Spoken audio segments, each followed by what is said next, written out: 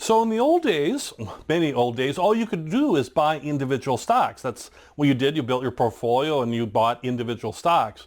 But the financial industry, always looking for ways to sell more products actually, but also hopefully serve their customers too, came up with some ideas, and what was born was the mutual fund. We were basically mutually buying stocks together, almost like an investment club, but you're doing this with people you may have probably have never ever met. It could be from all over the world.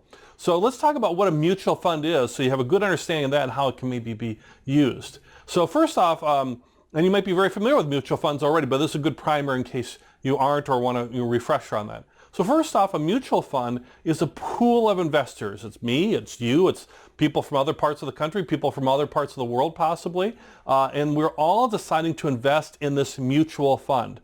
And by pooling all of our resources and our money together, and pooling it all together, we're able to share the risk and reward. We're basically hiring the mutual fund to manage those stocks, let's say in the stock mutual fund case, to manage that for us. And maybe that's an active manager who's buying and selling stocks and really managing, like we're hiring that person. Or maybe it's an index fund that's giving us some passive income and passive growth by following an index. Either way, they're managing that for us. We're not actually going out and buying stocks. We buy the mutual fund, and then the mutual fund takes care of that for us, and we share that risk and we share the reward as a pool of investors. The other advantage of aspect of a mutual fund is it diversifies the holdings. Sometimes within asset classes or across multiple asset classes, you could buy a mutual fund that's an asset allocation fund, for example, that buys stocks and bonds and cash and gold and all sorts of stuff. It could be that diversified. Or within a stock category, like we're interested in talking about here about stocks, so maybe I want to buy a mutual fund that just buys large cap stocks, or I want to buy a mutual fund that buys international stocks, and you can get even more specific, international small cap stocks, or stocks that pay dividends. You can get really, really finite as far as what you want to buy with a mutual fund. But either way, I'm getting a diversified amount of holdings. Now, the amount of holdings varies by mutual funds. I've seen some as low as 20 holdings, still more than maybe if I was buying individual stocks for most people, but still it's 20 holdings, so it's more diversified, more things that could go up and less things that go down, so to speak, or as many as 500 or 600 or 1,000 types of holdings within there to get to even a broader amount of diversification. So a big advantage of the mutual fund is they're managing for you and they give you that diversification.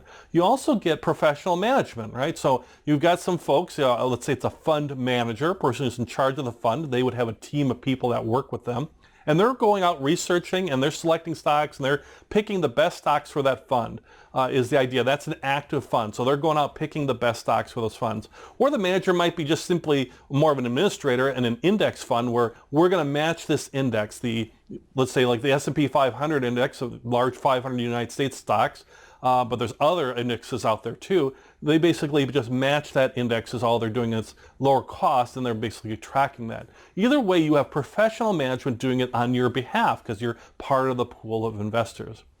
And lastly, with mutual funds, what they provide is liquidity, or the easy ability to buy and sell. Now, individual stocks are very liquid as well. You can go out and buy and sell them through an online broker or a financial planner, different ways that you can buy and sell individual stocks, the actual mechanics behind it. But a mutual fund does all that for you, buying and selling. But then if you want to get rid of the mutual fund, or buy a new mutual fund, or sell your mutual fund, it's very easy to do. It's basically, by the end of the closing day, it all kind of, equals up, so to speak, and then you can, sell that mutual fund. So if I own a mutual fund, and let's say that day I decide, hey, I want to sell that, I can go online typically and just, click some buttons, and I can sell that fund, and it'll give me money in my account, or I can transfer it, I can sell that fund and do an exchange, what's called exchange, and then buy a new fund. All very easily. You can do it pretty much all online, or through financial service firms as well, depending on where you have your funds. But the idea is it's very liquid. It's not like a house where it might take months to sell a house, maybe even longer than that. It can all happen within a day, basically, as far as selling mutual funds. So mutual funds, pool of investors, diversified holdings, you get some professional management and great liquidity. And it's a great product for people, particularly for newer investors or even experienced investors, to get those benefits very, very easily without having to build their own portfolio of just individual stocks.